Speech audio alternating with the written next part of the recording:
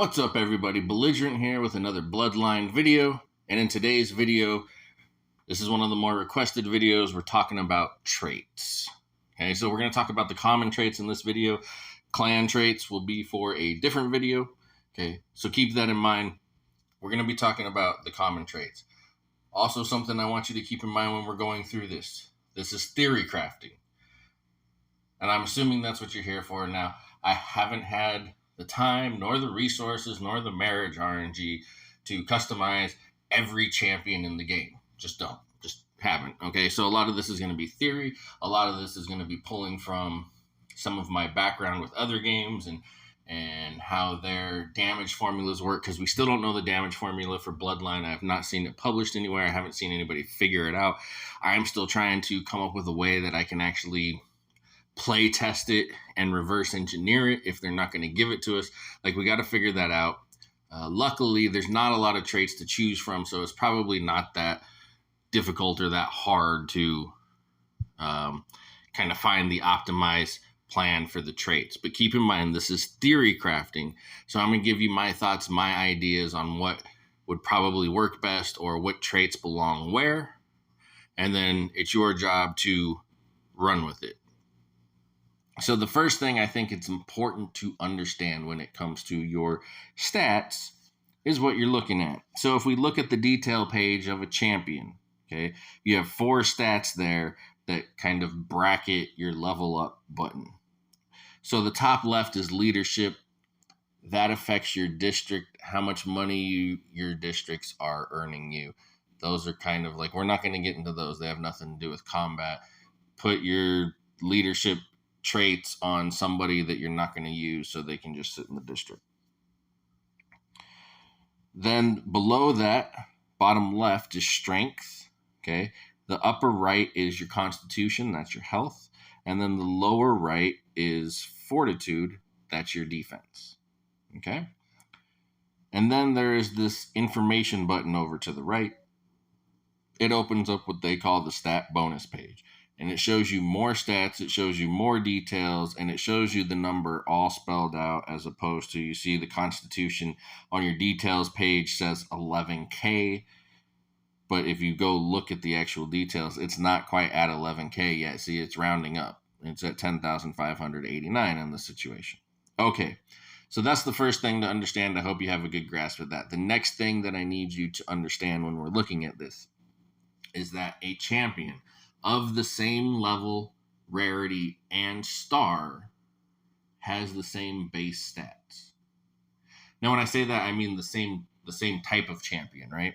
So you see here we have 4 female Kargs that I'm using to walk you through it. I'm not saying the level 20 Karg is going to have the same base stats as a level 20 Sallyhorn. That's not what I'm saying. But all of these level 20 Kargs will have the same base stats. And to prove that, we're going to go take a look at another level 20 2-star common card. You see her strength is 946 also. And in case you missed it, we'll go back to this other one down here, 946. When we open up the stat bonus page, strength 946. So that is the base, because if you look at the traits, she has pure heart. That's not doing anything to buff her strength number. Okay. If we look at this other one, her trait is energetic. That buffs her constitution, not her strength. So we know that at level 20 for a 2-star common female Karg, 946 is the base strength. So let's look at how let's look at how traits affect those stats and how they show up. That's the important part. Okay, so this level 20 2-star common female Karg has athletic. What does athletic do? Athletic adds a flat 80. If you don't understand what flat means, it means that 80 is always going to be 80. It's never bigger. It's never lower. It's always 80. Okay. So if you take a look at this, you'll see her strength is 1026. We determined 946 was the base for this champion. If you add 80 to 946, surprise, surprise, you come out to 1026. Okay, and if we go look at the stat bonus page, 1026 is what her strength is there also. Okay. Now, let's go look at this other one. She has the brutal trait. Now, brutal is a percentage increase, and that's going to fluctuate, and I'll show you that in just a minute, okay? But this particular one, the level 1 trait, strength is increased by 5%. Let's go back and look at the details. Hers is 993. So 5% of 946 added to 946 gets you 993. Okay? Now let's look at her stat bonus page. Oh, wait a minute. What's that? That says 946. It's not changed. It doesn't change until we look at the details page. So what does that tell us? That tells us the percentage, the 5%, is added to the total strength. So why is that important? Well, that's important because if I'm adding 5% to 946, I'm getting 5%. But if I stack it and I have both brutal and athletic on my champion, that 5% is not only getting applied to their base strength, it's getting applied to the total strength, which we determined with this one is influenced by the flat increase. It's influenced by the athletic. So if you have athletic, that bumps up your 946 to 1026. Now instead of getting 5% additional strength, or 5% of 946 as additional strength, you're getting 5% of 1026 as additional strength. And that is very important to understand because that gives you more reason to stack the traits as opposed to if I was just getting 5% strength, no matter 5% of the base strength is different. Now you're getting less. So I hope that makes sense to you. I hope I didn't confuse you. And now, and let me show you one more thing. Okay, the 5%, in case you still don't have a good concept of flat versus percentage. You're going to hear from people that percentage is better. And this is why, because percentage scales. All right. So let me show you what I mean. So here we're looking at our 5%, right? So the 5% of 946 is an increase of 47 strength. Okay. But let's say we take one of these, just to show you again, this one is one that does not have the strength increase. And let's say we level her up to level 40. Okay, so now we know the base strength of a level 40 2-star common female Karg is 1047. Okay, if we were to add 47 to 1047, we would get 1094. So if percentages did not scale, when we get this one to level 40, we should see 1094. But we don't. Why? We see 1099 because we're now 5% scales, right? We're getting 5% of 1047 instead of 5% of 946. So the 10% is bigger. So now we're getting an additional 52 strength instead of 47 strength. Conversely, if we look at athletic, I'm sorry, that's not the right one. If we look at athletic, which gives us a flat 80, right?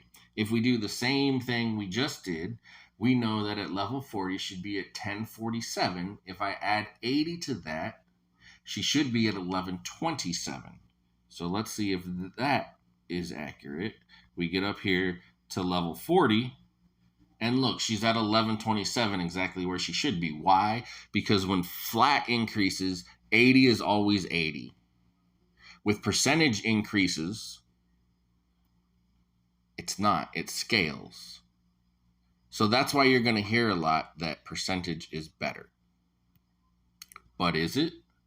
Because if you look, we just got 52 from our 5% and we got 80 from our flat. But eventually that percentage is going to, the higher and higher your levels get, that percentage will eventually outscale the flat. All right, so we're going to take a look at the traits here. Now, the easiest place for you to find a list of the traits all together is in your errors building.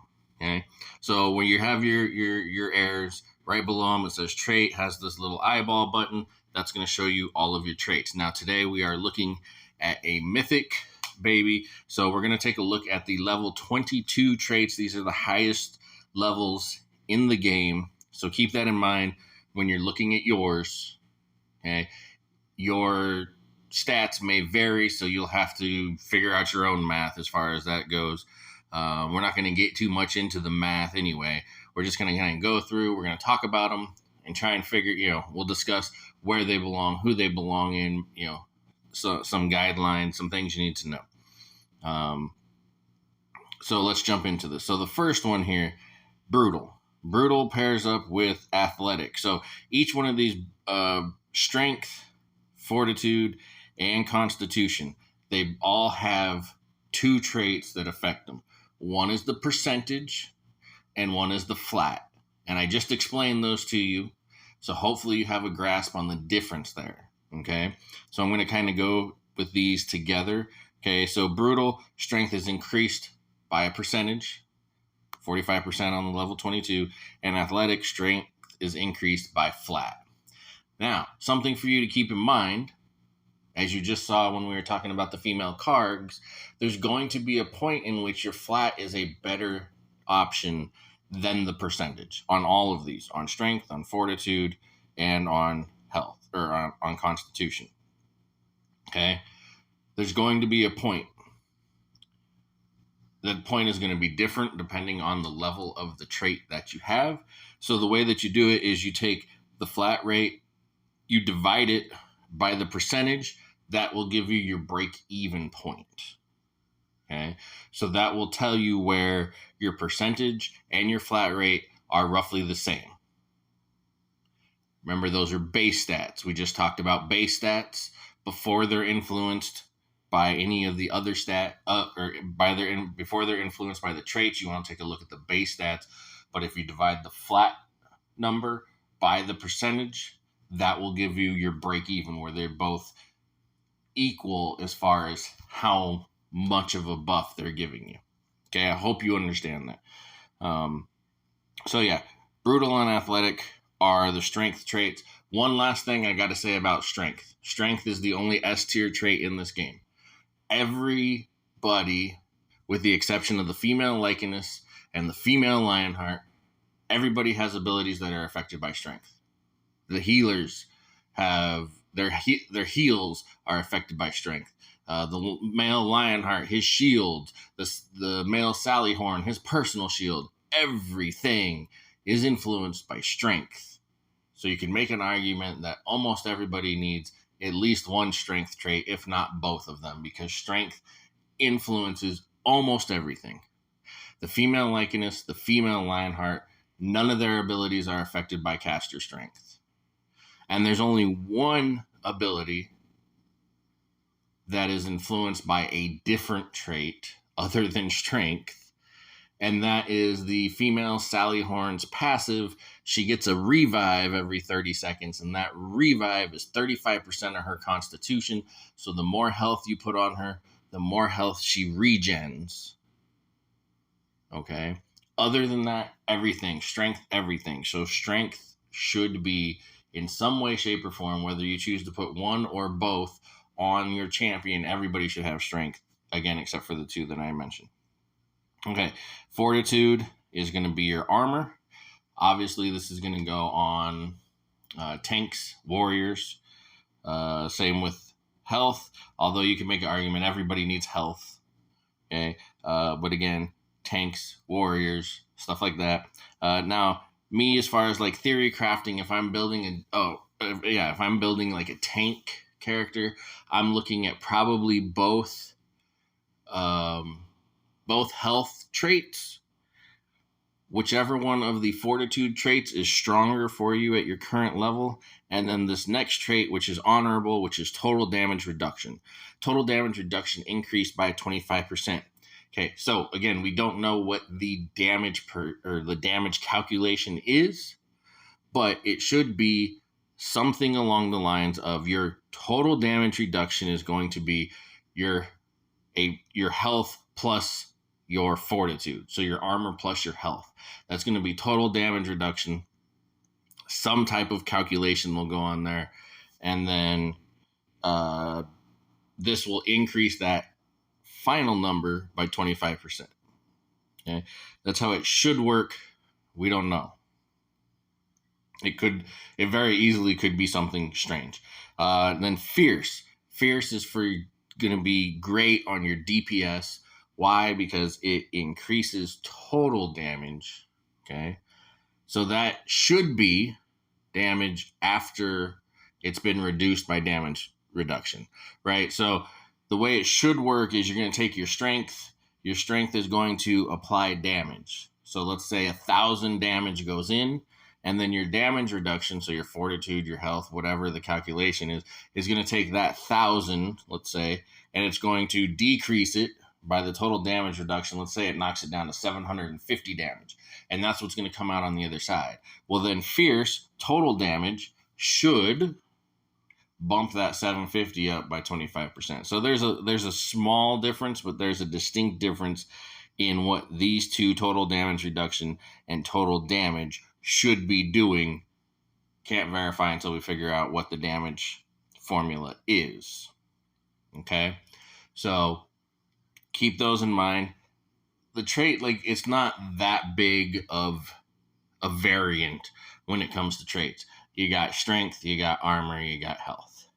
But again, remember, on your mythic characters, you only get 5 trait slots. One of them is taken up by the clan trait, so you really only have 4 slots. So tanks, probably 2 health, 1 fortitude, and then total damage reduction would be what I would think. Your DPS, probably both strengths, fierce, so your total damage, and then kind of a choice, like if you want to go glass cannon, or if you want to give them some health, like the flat health or the percentage health, depending on your levels. That's kind of what you're looking at those different ones. Let's get into some of these other ones, like noble and confident. We're not really going to talk about those. Affect leadership, which affects your district output. You don't want to put these on your combat champions. I'm going to do another video about districts, and we'll talk about those traits then. Basically, take these 2 traits, stick them on somebody, and put that person in your district. The end. All right, so now let's look at the ability traits, okay? So the ability traits, all the traits we've looked at so far, all they do, they're just stat increases. They don't give you anything special. The ability ones are almost like adding a 4th ability to your champion's ability pool, okay? So the first one is Tenacious. When the battle starts, gain an additional shield that lasts for 10 seconds, absorbing damage equal to 291% of their strength. Now remember, that percentage is going to change based on the level of your Tenacious. But one key thing that I want you to take away from this is, look, there's a trait, not just the abilities, not just the damage output, but here's another trait influenced by strength. That's why strength is your only S tier trait. Strength should be on everybody. All right, so that's big. Where are we going to put this? It could go on tanks. I don't know that I think 10 seconds of a shield is necessarily better than having more health or more fortitude, because 10 seconds is temporary, and most of your fights are going to go much longer than 10 seconds. So this, to me, Tenacious, you could put it on, there's probably 2 classes I'm going to put it on. I'm going to put it on warriors. Why? Because warriors are kind of like tanks in that they're supposed to be able to take some damage, but they're also kind of like DPS, where they're supposed to be putting out a lot more damage than your tank. And if you put Tenacious on them, that would allow you to do something like both strength traits, or 1 strength trait and fierce, plus probably your health, but you could make a choice between health and fortitude. So 2 damage traits, 1 defensive trait, and then you throw Tenacious on there. That way you can maximize their damage output by giving them 2 damage traits. And then this Tenacious is going to let them start that brawl more tanky, okay? Without necessarily having to sacrifice too much damage, because you want your warriors to be kind of in between, right? You want them to take damage, but you want them to give damage.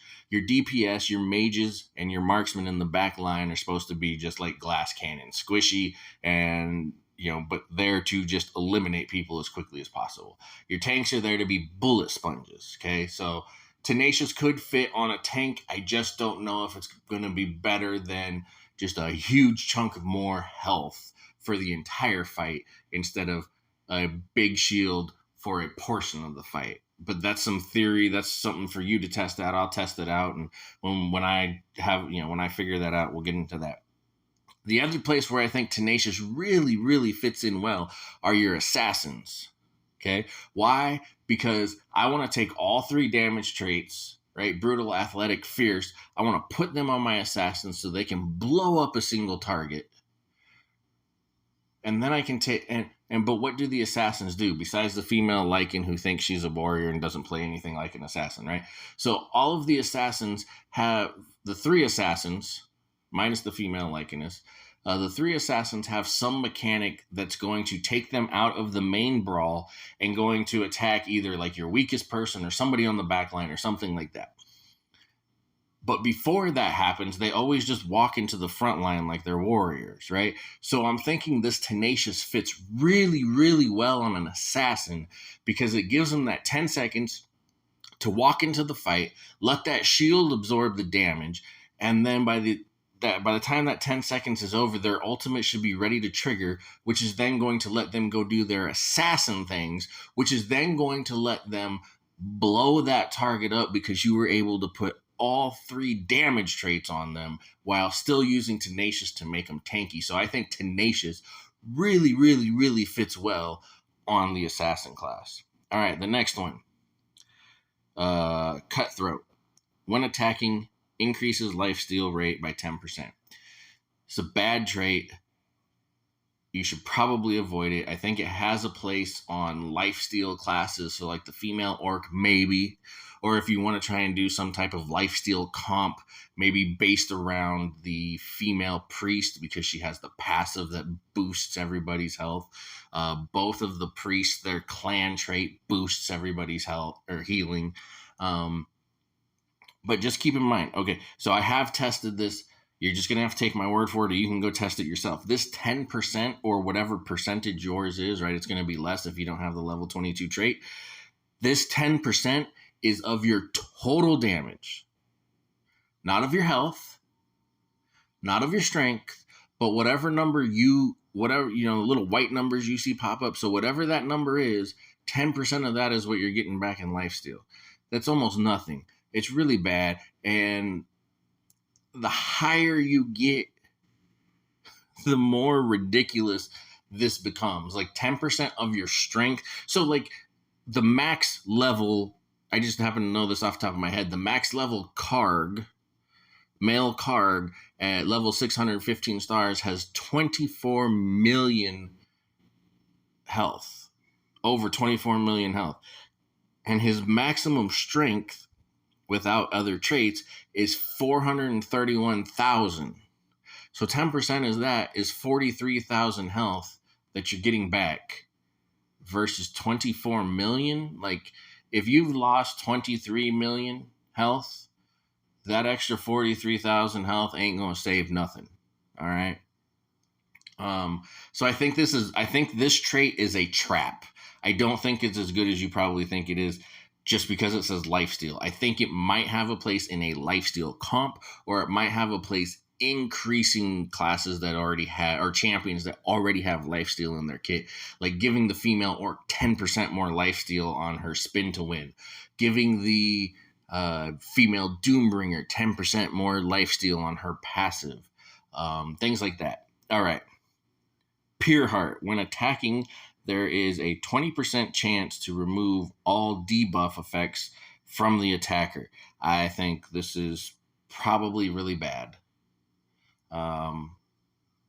I don't really notice debuffs that much. The only place that I could think this might actually have an influence on the match is if you're going up against the female luxuriant, the succubus, and your champion gets charmed and they turn around and start attacking your team, and this 20% triggers and that cuts them out of the charm early. But that is such a niche situation, it doesn't deserve a place on your channel. Like you only have 4 trait slots. You can't take up one of those trait slots with a junk trait like this. So I wouldn't use that one. Bestial restores constitution by 15% of the strength for every 5 attacks. Now this one is key. I don't think it's very good early on, but late game maybe. And it's going to belong on tanks. Why tanks? Because your tanks don't do any damage, but they're going to have massive health pools. Right? So you don't need that. So like the cutthroat, it's 10% of your damage. So if they're not doing any damage, it's a useless trait. This one, it doesn't require damage. It just requires them to attack 5 times. Okay. And then it's 15% of their health. So if they have like a massive, health in the millions as you get them later and later into the game, they have these massive health pools, but they do no damage. After 5 attacks, they get 15% of their health back. That's a huge chunk. I don't know if it's worth running early.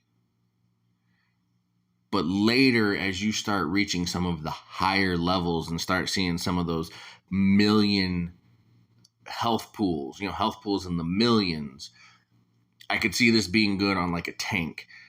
It's probably not better than Cutthroat for like a DPS, but for a tank that can't do damage, therefore can't use the lifesteal trait effectively, this would be good for them. Finally, Hexproof. When attacking, there is a 20% chance to silence the target for 2 seconds. I don't know what to make of this. Part of me wants to take a full 5 champion team, put this trait on all of them, and see if it just totally shuts down the enemy team.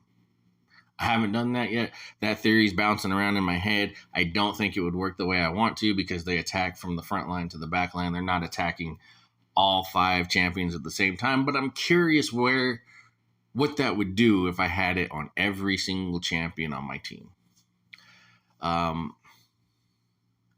I don't know that 2 seconds of silence with only a 20% chance is worth, again, taking up one of my 4 valuable trait slots. So of the ability traits, just real quick, I think Tenacious is the S tier of all of these.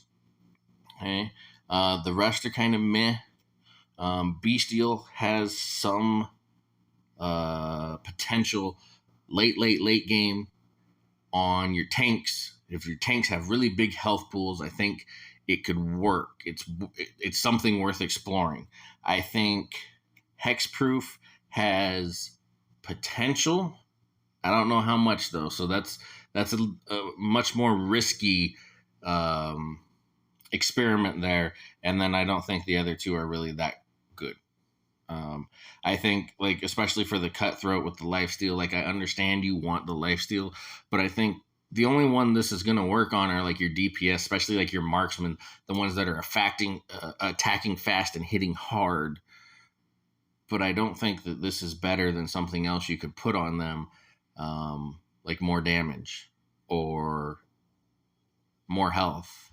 I just don't think the lifesteal does that well. All right. So let me know what you think down in the comments. Like, comment, subscribe, tell a friend. Again, let me know what you think. I had to go through this quick. This took me much longer than I wanted it to, but there's 15 traits to go through. And I wasn't just going to read the descriptions to you because you can do that on your own. So we had to have some theory crafting talk. I think you could tell my cadence was faster than it normally is because I didn't want this to become a long video, but it's still pretty long. So let me know your comments. If anything I said went too fast or you need some help on the math or whatever, hit me up in the comments. I'm happy to help you guys. I am Belligerent. Peace.